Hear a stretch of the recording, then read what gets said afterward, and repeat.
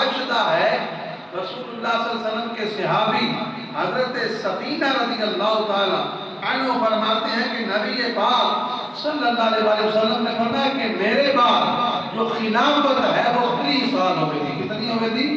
30 سال خلافت ہوگی.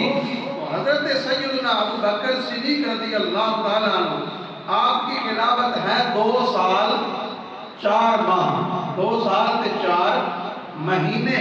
اور سیدنا فاروق اعظم رضی اللہ تعالیٰ عنہ کی خلافت ہے 10 سال 6 مہینے. اسی طرح سیدنا عثمان غنی رضی اللہ تعالیٰ عنہ آپ کی خلافت ہے 12 سال کچھ چند دن ہیں جو ہے وہ آپ کی خلافت ہے.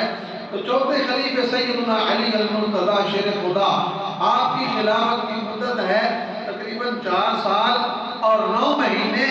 اور ان سب کو ملایا جائے تو جو اس کے ساتھ 5 مہینے خلافت ہے سیدنا حسن مجتبی رضی اللہ تعالیٰ عنہ کی. یہ ساری خلافت اکٹھی کی جائے، ساری مدت جو ہے تو ان حسن مجتبی کے 5 مہینے ملا کر ان کو جمع کیا جائے تو پھر 30 سال مکمل بنتے ہیں. حضرت سیدنا حسن مجتبی رضی اللہ تعالیٰ عنہ آپ 5ویں